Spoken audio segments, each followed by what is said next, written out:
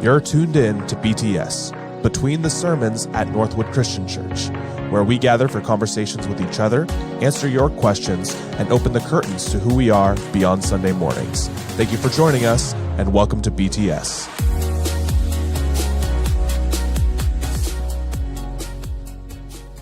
Hey church, so glad that you are joining us for our second BTS, Between the Sermons. Just so thankful for this opportunity to share with you. Again, what is this about? This is about taking some time for you to get to know the staff, the pastors at Northwood better, for us to maybe answer questions that you might have. Hey, remember, send those questions in throughout the next even weeks, and we'll deal with those in the following episodes. If you have other creative thoughts or ideas that you think would be worth us spending some time on, we're anxious and more than happy to hear about those as well. Now, you'll notice that maybe we've got one person gone and a new person here. We've decided to stay with 4, and so we traded a Scott and 2 first-round picks, but we got Barb. And major upgrade, says Adam. So we wanted just to have a chance for you to meet more of the staff, and we'll just slowly bring different folks in that are willing to give up their time and do this. And so we're going to all talk about something that we love and something that's a challenge in our areas of ministry to begin with. But before we do that, I wanted just to say a word about Barb, who's been on staff how long? 8 years. I'm in year 9. Year 9. But the thing that you may or may not know is that when I was in college, 1982, I was the youth pastor here at Northwood, and in the middle school group that I was responsible for and the high school group was none other than Barb Utt. I was his favorite. Don't let him lie. Yeah. And so we go way back. We've shared a lot of times and experiences together. We've had a lot of fun, a lot of laughs, and some amazing opportunities to grow and learn. So there's this one story I want to share that goes back to, I think you were late middle school, maybe early high school. And I'll just tell you that Barb grew up in the church, and I didn't. I didn't grow up in the church, and she had Judy Hockett as a Sunday school teacher, so she knew her Bible far better than I did. So here I am. I'm just a new youth pastor, just trying to figure things out, and I'm teaching a lesson on how amazing heaven is. That was my goal, to talk about how amazing heaven is. And I obviously did such a terrible job, because when I was done describing how amazing heaven was, Barb says to me, you ready for this? That sounds boring. I don't think I want to go. Yeah. And I'm like, good for you, Barb. Good for you. What do I do with that? That sounds boring. I don't think I want to go. And I really was thinking, well, you might not. So I was like, I don't know what you do with that. When someone says that sounds boring. So we've had that kind of relationship ever since. And so ask any of the staff. Yeah. So Barb is our administrator, and I'm going to tell you, in all honesty, she was given, I think, the most difficult job this last year. She was given the job of being in charge of our COVID protocols. And that is a job that you can't win, because no one is happy. It is the most difficult job, but I think she's really done a great job. The fact that we've not had any outbreaks or any concerns, and yet have continued to maintain having worship and having people in the building, and we're increasing that all the time. Thank you for the great work you've done. Thank you. I'm going to give you a chance to just say a little bit about yourself. I think you might want to share a story back on me if you want. Yes, please do so. And then we'll get into the other question. Well, I'm excited to be here. Thank you for asking me and letting me join the panel. Sorry, Scott. But I love being on staff. This was not my chosen career, although nonprofit management is my chosen career. So as the administrator, I am in my sweet spot. people ask me, what do I do? And you know that line on your job that says, and all other? I'm the and all other person. Frequently Barry's and all other, but I love it. I am happy to be here. It was a great point in time for me when I joined the staff. So we have known each other since 1982. And when Barry was a youth minister, ministry was different. It was that young college kid in a ministry situation, and this was a great practicum experience for him. A paid one, sort of, but a great $50 a week. That's what I got. Yes, I had it we made. loved Barry. Yeah, $50 a week. $50 a week. Yeah. He got a lot of home cooked meals. That was I was going to put up a picture, and it was actually in our living room. And my parents frequently had college kids over on Sundays. Like we always had college kids in our house. And there's a picture, and we just happened to be sitting next to each other in the living room, and I forgot to send it. So, $50 a week. That's why you got all those home cooked meals. Yes. So when Barry was a youth minister, early 80s, this is pre-lawsuits, right? This is my coffee's too hot. So risk management wasn't really a thing. This was not long after seatbelt laws went into effect in Oregon. We played sardines. Traditional game, right? Played sardines. Church was half the size it is, physically half the size it is. And before the fellowship hall was the fellowship hall, it was the sanctuary. And the baptistry area was back there. And it wasn't a half wall. Like it was a full wall, but it didn't go all the way to the ceiling. So this is a half wall. It was as high as probably this first level here. Barry's favorite spot to hide? On top of that. And he did it multiple times. After about the third time he did it, we finally found him. But he didn't care. Nobody could find him. Nobody could hide with him up there, right? So Now I know why Connor hides on top of the basketball hoop. Yes. Yes. Yes. Connor is a direct following your reflection example, of that's his all. father. Think of Connor without any rules or regulations. That was me as a youth pastor. Yeah, you didn't put holes in the wall. You were good. Oh, okay. I mean, we broke down on the side of the road and things like that, but you didn't put holes in the wall. Do you remember the trip to San Francisco? And our van broke down, and true story. And I thought this guy was fixing our van, and he was just taking me. And so he was tearing it apart, saying, I need more money for another part. I need more money for another part. We had half the van on the sidewalk in San Francisco. And I'm there with inner city San Francisco, Yeah. we were on the corner of Haight-Ashbury. So this is not where you tear cars apart and expect to keep your parts. How did you get it fixed? So I called the church. I said, I don't know. How do we get home? I have no van, and it's half gone. I gave this guy all my money. I gave this guy all my money. It's $50. And I You gave would have paid me more than $50 a week, then we could get our van fixed.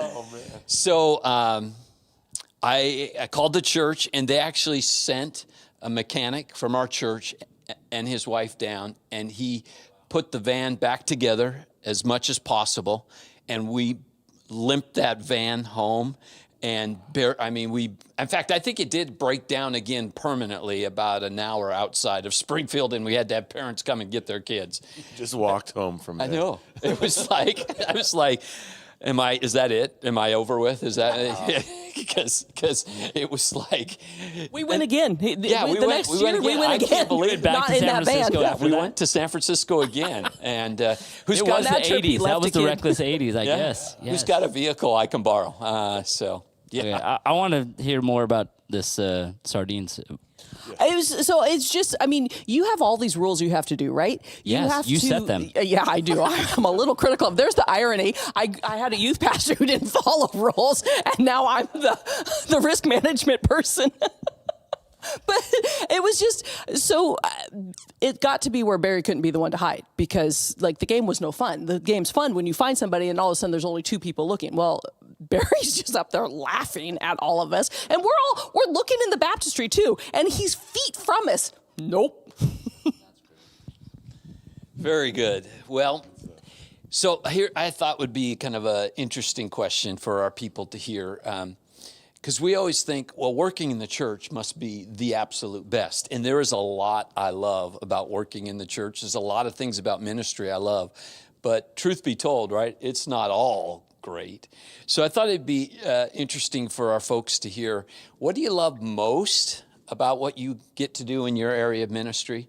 And is there an area that you could do without? I'm putting that as nice as possible. Is there an area that's not my favorite? All right, I'll jump in on this one. So the easy thing is to say that I just love is music. You know, I love music, and it's a true blessing that I get to do that as a huge part of my job. But that's not what I would say. At least specifically here at Northwood, my favorite thing about this job is moments like this with the staff. Our staff meetings, we genuinely have fun in our times together, you know, even if it's a business meeting. And my favorite part about my job at Northwood is just the interaction I get to have with the staff. I think that's the best. The thing I could do without is probably Scott. That would be the obvious. Hence why I'm sitting here.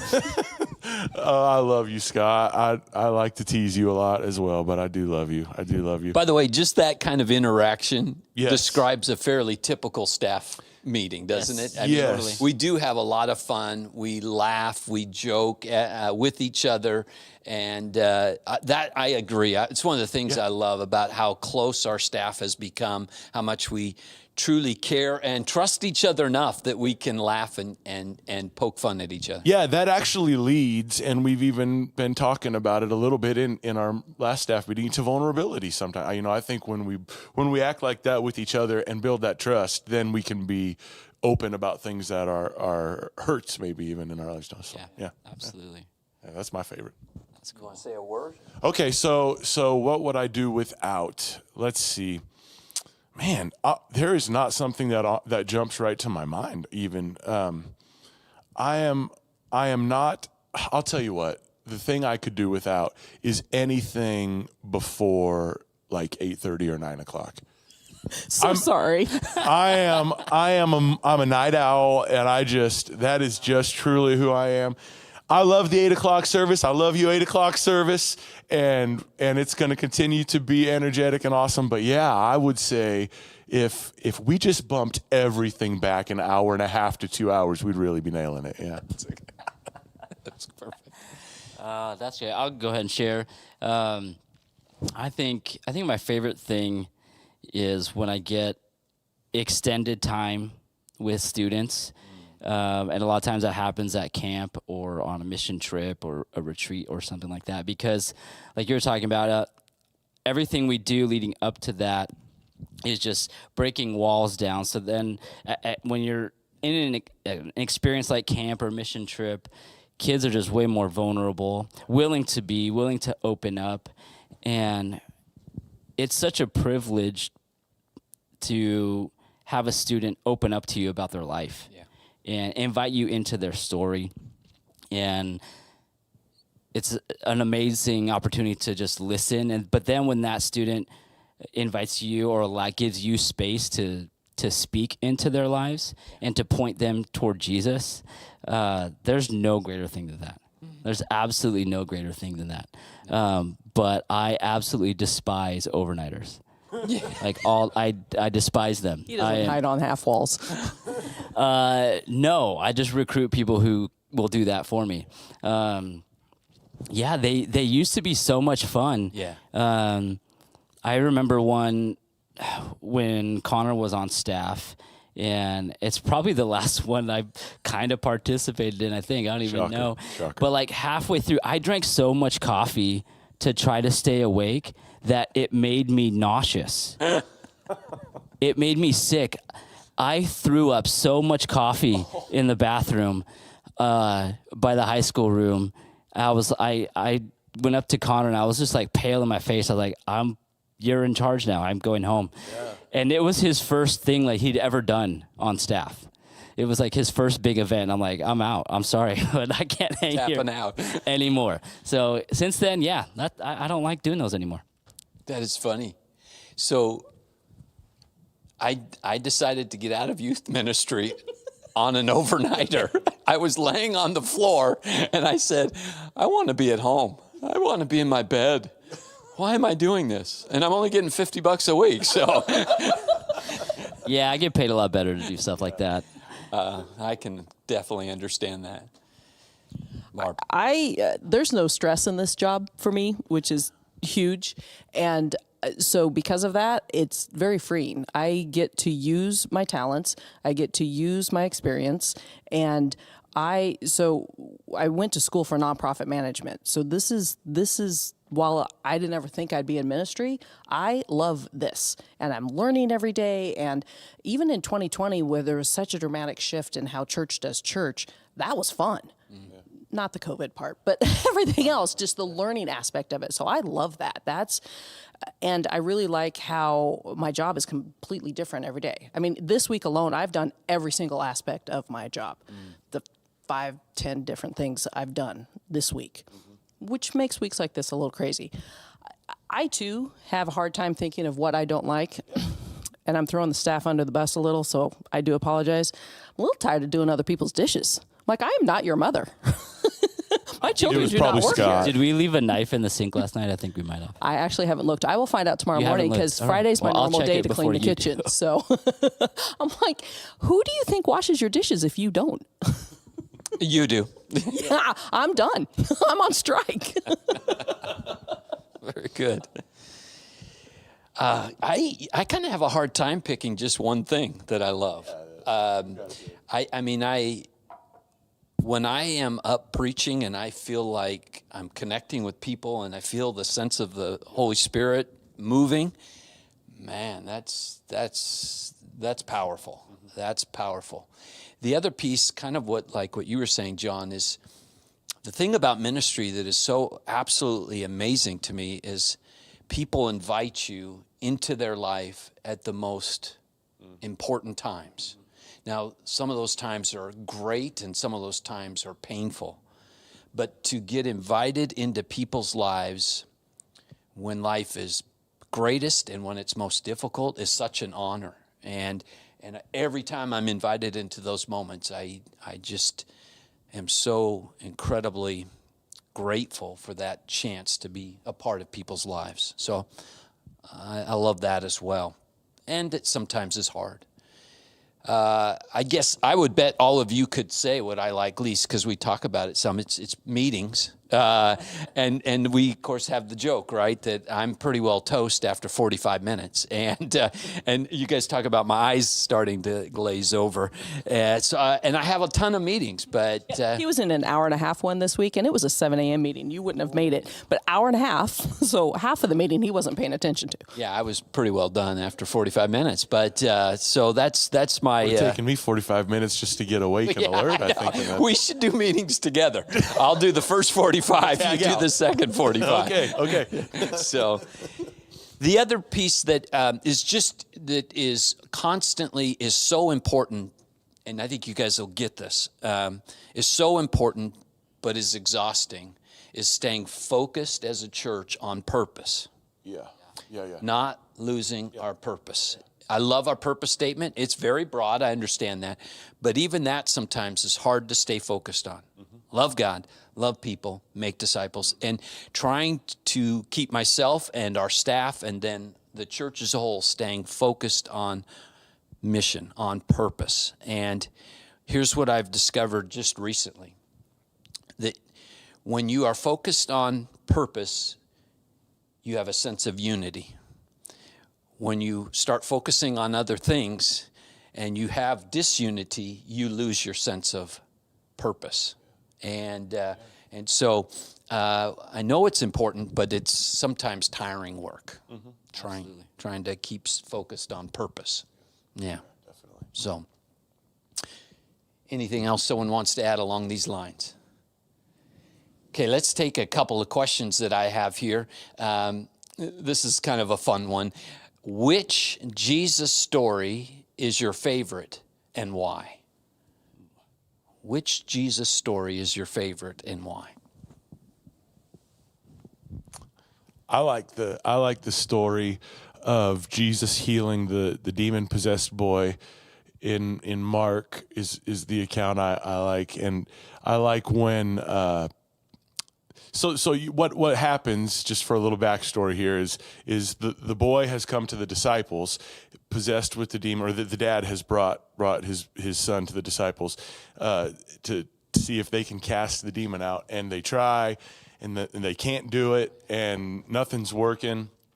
So the dad then sees Jesus, and he says to Jesus, if you can help, please do anything. And Jesus says, if you can help, if you know who you're talking to. I love that for a couple of reasons. One, because we're made in his image, and so I believe very firmly, I'm going to stand by it, that my sarcasm comes from God in some way. And I think at times Jesus is like, if you can I really do? So I'm going to read it that way. But really what I love about that is that to Jesus, it's no big deal. Yeah. To this dad, it's everything. His son is possessed and sick and hurting, and the dad just wants his kid to feel better. And Jesus is like, oh, no big deal. I got this. If you just believe, and Jesus takes the dad where he is, because the dad says, I do believe, help me with my unbelief. And that resonates with me always, because I want to have faith that's not wavering in any way, but I struggle with that. And so to then see Jesus take the dad right where he is and say, I appreciate your honesty even, and your belief, and he heals the son. I love that story. That's a good one. Yeah. We're actually right now in the middle of a series that's based on Jesus' interactions with Zacchaeus. And I've always been a fan of Zacchaeus. Probably The height thing. Yeah. Oh, ouch. Nice. I bet he was bald too. This is really what it's like working on staff together all the time. Yeah. He probably was bald and had a red beard. That's kind of how I imagined him. I love that the interaction that Jesus has with Zacchaeus, especially when you get to know Zacchaeus's background as a chief tax collector, somebody who was playing both sides, his own people and the Roman government, yet not liked by the Roman government and not liked by his own people. Everybody, when I read it, I feel like everybody had this idea of who Zacchaeus was and what he was like, and he had a certain kind of reputation and a physical stature, right? Which is why he's got to climb up in a tree to get a glimpse of Jesus. But there's something about Jesus that draws even someone like Zacchaeus to find out, just like everybody else. I got to find out, who is this Jesus? He's got enough fame at this point, and people really want to figure out. And out of all the people that Jesus could point out,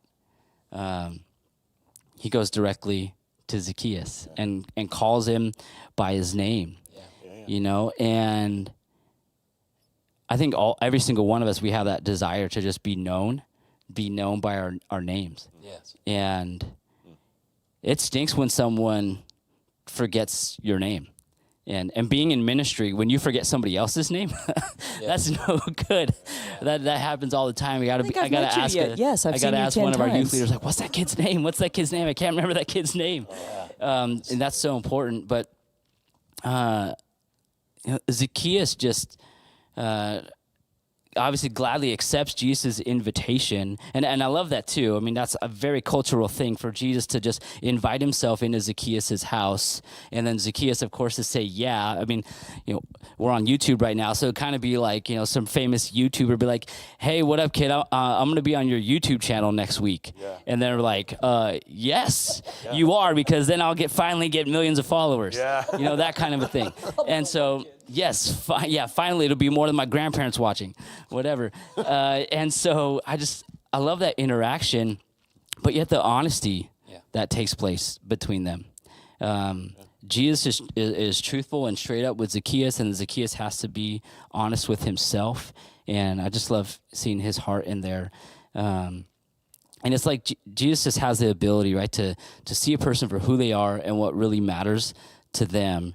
And for me, that is just, I need that for my own life, but it's also a great model for like why we do ministry, and specifically like why we do youth ministry and how we do youth ministry. You know, every kid deserves and needs to be known and wants to know that what they're into matters to other people, but also matters to God. Yes. You know, and not just like, oh, I go to church, so that matters to God. No, like everything matters to God. Yeah, definitely. Mine's not that deep. It's all right. But it's, you know, everything Jesus did had meaning, and not all of it's written down. But in 3 of the Gospels, let the children come. For this is, you know, this is their king. Don't ask me to quote, but that's a great showing of why Jesus came, because it's about everybody. He was very counterculture and saying, no, those children come. Yeah. And they sit at my feet and they will learn from me. And it was an excellent opportunity for the disciples just to learn, okay, we understand now. Yes. We will not stop this again. And just in the one moment, how he taught everybody who was in that small audience of, I am here for all of you, and these children are just as important. Yeah. So I love that. I love that too, Barb. That's one of my very favorite qualities about Jesus is not only his love for children, but his desire to let people know you ought to be more like him. So shameless plug for the devotionals that we're going to do coming up for Easter. I get to talk about that a little bit Yes. in my devotional, the day that I have in Jesus' life. And he loves to do that. He loves to tell the religious leaders, no, do you not know of the children who were declaring this, and that my Father says that he will be known through the mouths of children? I just love that about Jesus. I think that's awesome, Barb. Yeah. I don't know if you guys are aware of this series that's out. It's been a crowdfunded series on Jesus and the disciples called The Chosen. Yes, it's good. It's really picking up a lot of steam. And man, they do a great job of depicting Jesus, but specifically depicting Jesus' interactions with kids. It's beautiful. It's like the best that I've ever seen on film. So yeah. The Chosen. definitely How do you plug see The it? Because Chosen. Michelle has shown me an episode or two. but Yeah, how do you there's find it? there's an app for it. You can download the Chosen app. It's And really the way that good. it works is you get to watch for free because other people have pitched in to pay for you to watch for free. And then you get to do the same thing. You kind of pay it forward. And they're currently, I think they're crowdfunding for season 3 to do filming of that. Or you can buy it on DVD and stuff. Blu-ray and stuff like that too. Yeah. Good. Thank you. That's a Absolutely. great reminder. You know, I think one of my favorite stories is one that really just shaped my understanding of who God is. And it did it early on for me. And there's so much about, it's a story that Jesus tells. And it's the story of the prodigal son, which is really, as you've heard it said many times, it should be probably called the story of the loving father, because it's really more about the father. It's really more about who God is and what God is like. And that story was just so helpful for me early on, processing and trying to understand who God is and what God is like. But that whole story of a son that just chooses to go his own way, thumbs his nose at the father, goes off, does his thing, realizes after a while when he's hit rock bottom that he's blown it, and he's going to try to go home, but he doesn't think he can go home as a son. I'm going to go home as a servant. And the father sees him and just starts running. And that just touches my heart.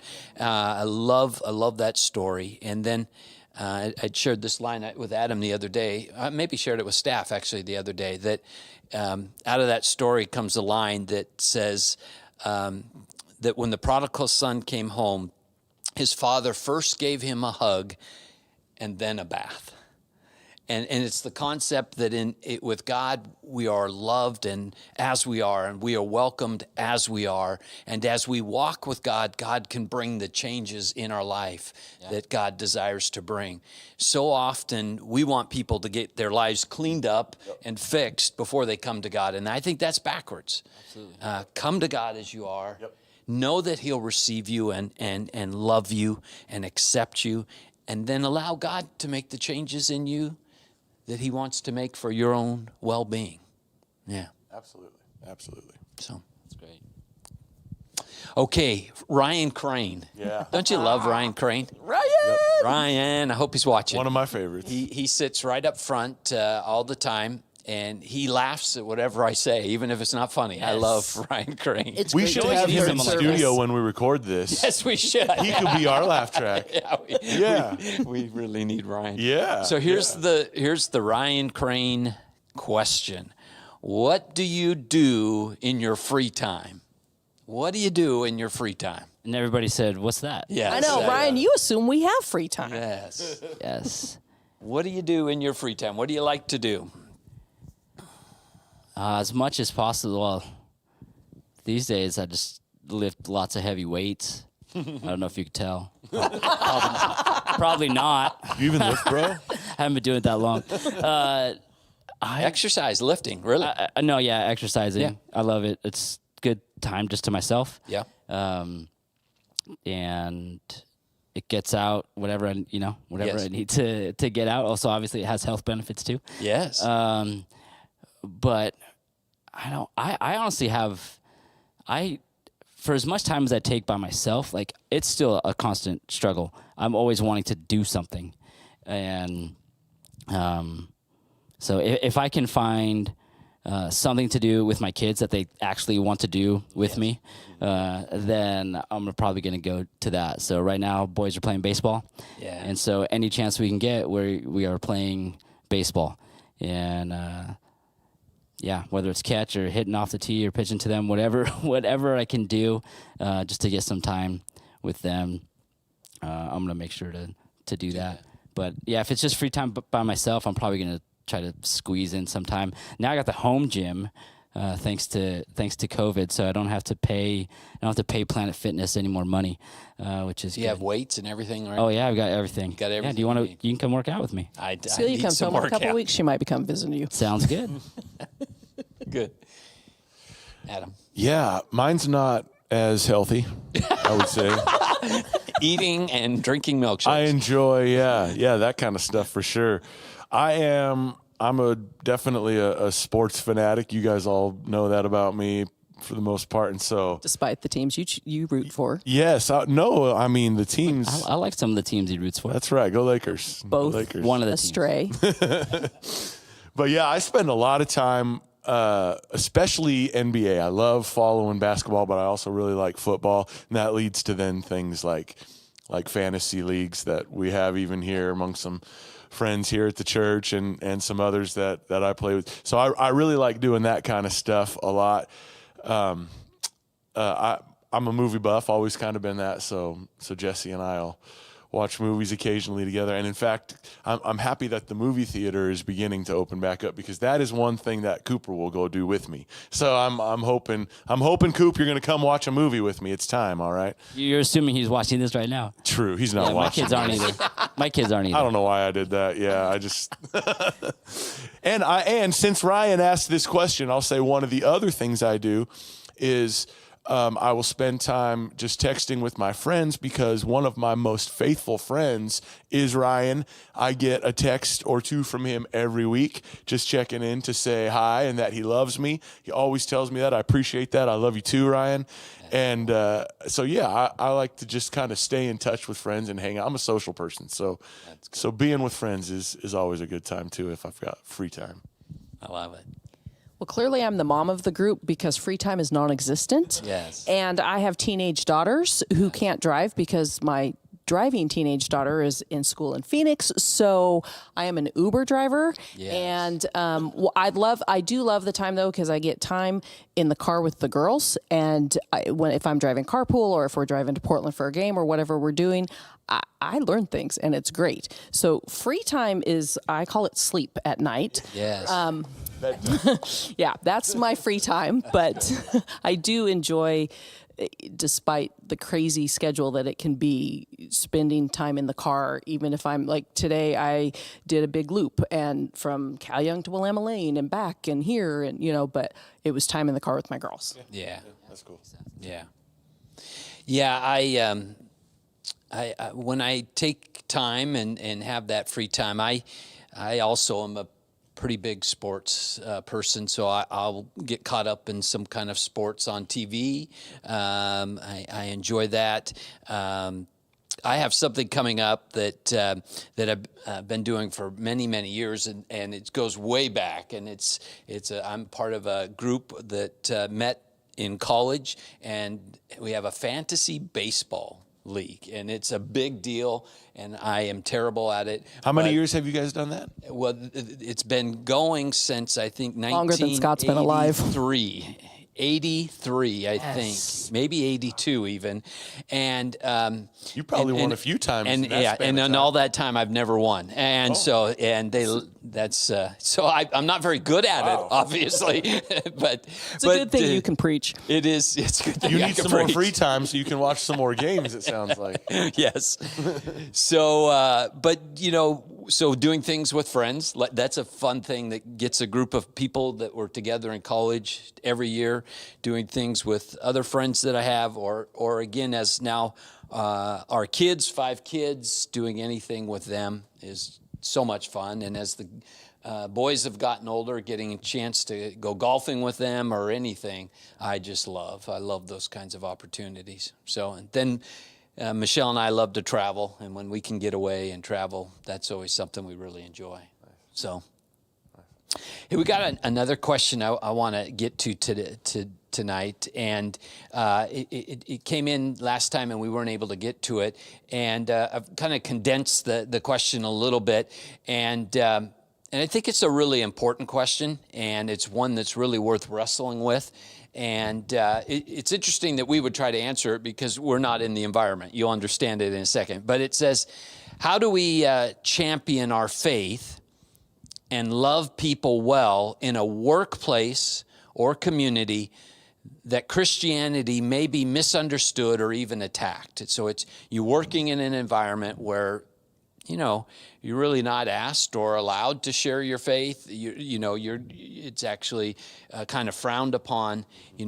How do you be a Christian in that environment? And I feel like the only person here that makes that difficult is Scott. Really, he's the only challenge and all that. Besides that, you're right. We don't get that shut down as much here, but we don't. Yeah. Okay, so as someone who has worked outside of the church recently, it's an opportunity, and this will sound cliche, but it is the truth. It is your mission field, and it is an opportunity for you to be the hands and feet, to be the light. So all these, things that you hear, but you get to show the love through who you are. So you're different because your hope is different. You may not get involved in all of the gossip or the drama that's happening at work. And while it's can be difficult because you may feel some oppression by some misunderstanding or just even some policies that may be in place, you have a great opportunity to just live out your Christianity, because if you go to work every day and the world is falling apart, but you still have hope, or you say a kind word as you're doing somebody's dishes, or even like at Christmas, if you're humming carols instead of Grandma got run over by a reindeer, there's little things that will make the difference.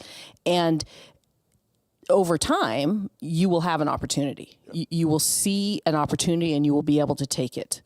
And so it's just, it's a different, you flip the perspective.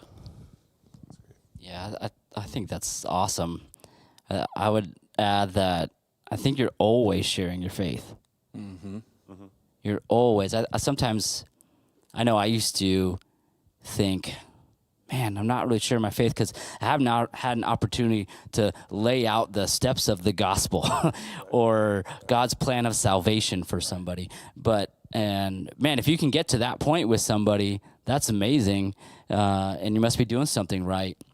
But I think we're always sharing our faith. That's easy for me to say.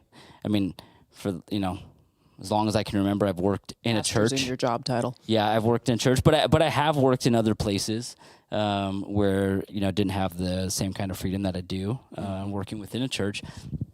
And so I think if you're the kind of person that's bringing joy, hope, like you said, and you're the kind of person that other people just want to be around and gravitate toward.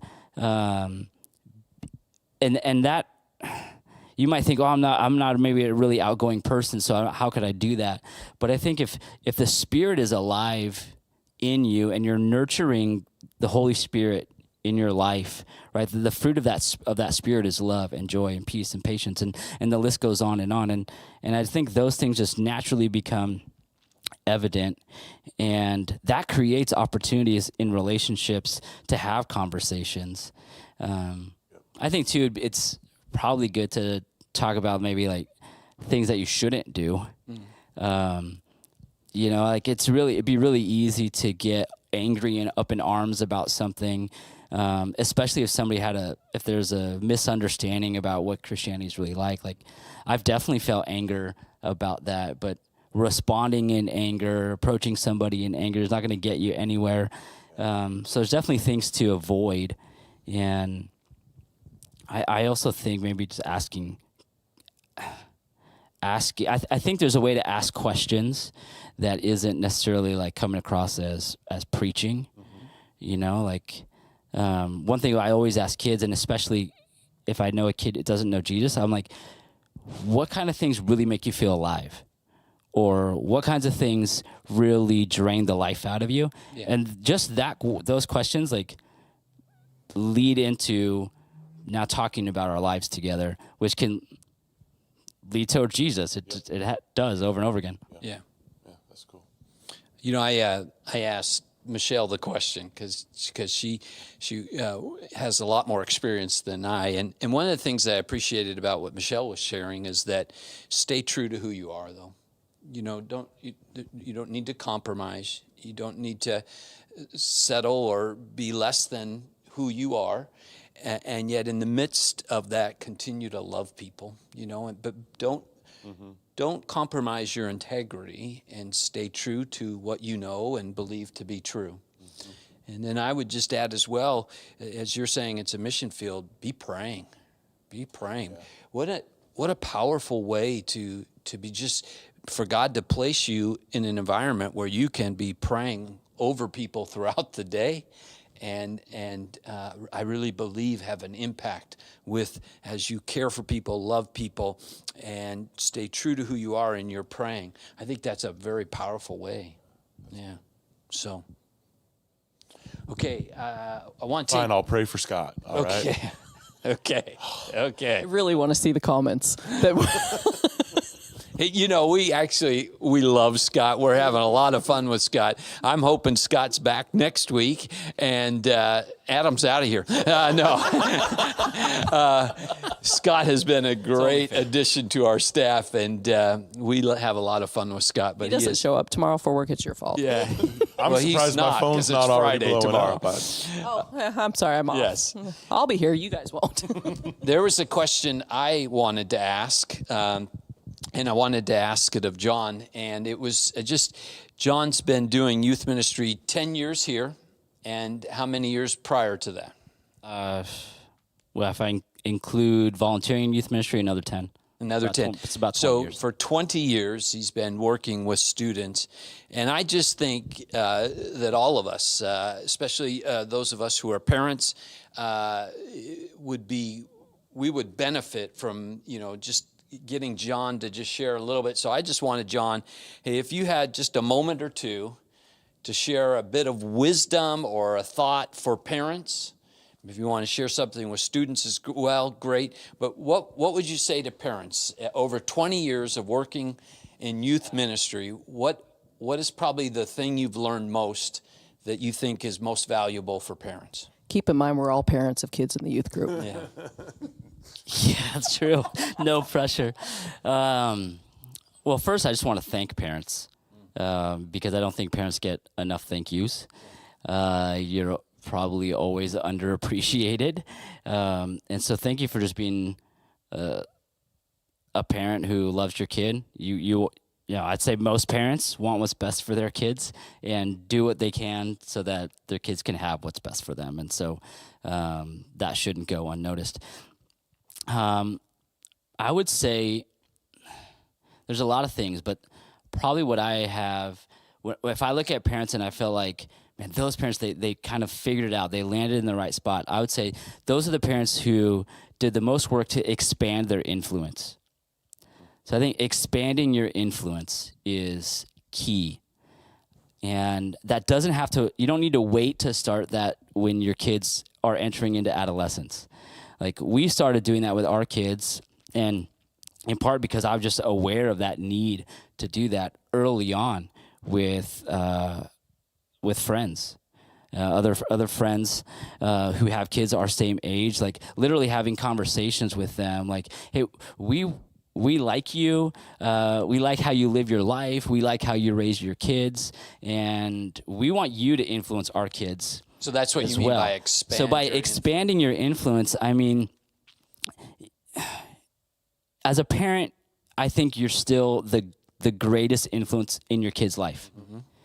And that can feel like a lot of pressure, but it doesn't have to be, because you can expand your influence by surrounding your kids with people who will reinforce what you're trying to do. Yes. You want your kids to love Jesus, then you reinforce that by surrounding them with people who love Jesus and who will love them and who will help them love Jesus. Yes. And whatever it might be, because the truth is that your kids need more than just you as an influence, and they're going to find more than just, parents as an influence. So if you can be intentional early on and at different stages, I know probably all three of you would attest to that with your own kids, and can maybe even pinpoint other people who have been a significant influence or becoming a significant influence. 2 of you are on stage right now for my children. I mean, in all honesty. Yeah. I mean, it's huge, because I have 3 kids and I worry about them. Mm-hmm. I worry how they'll turn out. I worry I'll screw them up. No matter how hard I try to do things right. Yes. I don't want 3 pastors' kids that fit that stereotypical pastor's kids role. 1 out of 3, I might survive that. And so I'm going to do everything I can to expand. Val and we're going to do everything we can to expand our influence by. I love it. And I don't mean just like I bring them to church. Mm-hmm. I mean like literally having conversations with people to say, look, will you get to know my kid? Will you get to know them? Because my kids are not going to like everything that I like, mm-hmm. right? So if my kid really wants to try to do something, I'll do it, but I might connect them with somebody else. And you have to let go of some pride in order to do that. Yeah. But I think the more you do that, I think they'll develop a faith in God that sticks with them way beyond high school. Fair. Because, and especially if those people were in the church, I don't think they always have to be in the church. Right. They could be teachers and coaches and neighbors and whatnot. But if they are people within the church, I think then those relationships, if they last beyond adolescence, then your kids feel like part of the church. And I think the chances of them continuing to follow Jesus into adulthood it just goes to the ceiling. Good. Yeah. I love it. So expand your influence. I love it. Okay. Are we good tonight? Anybody's got any last bit of wisdom for us? Okay. Hey, thank you for joining us for episode 2. We're looking already forward to episode 3. Send in your questions, send in your thoughts, send in your creativity. If you like this, and why wouldn't you, I think you're supposed to hit the like button. You don't literally have to hit your phone, though. You just push a button. You push the button. It says loved it, and we would appreciate that. Anyways, church, we love you, and we're looking forward to seeing you on Easter if you choose. Hey, we're going to be outside. It's going to be beautiful weather. I'm just certain of it. Outside boy. I know now I've just ruined it. Remember, it wasn't going to snow either. On the church field, yes. 11 o'clock, rain or shine. Let's get together and worship the fact that our Lord and Savior rose from the dead. Amen. All right. Good night.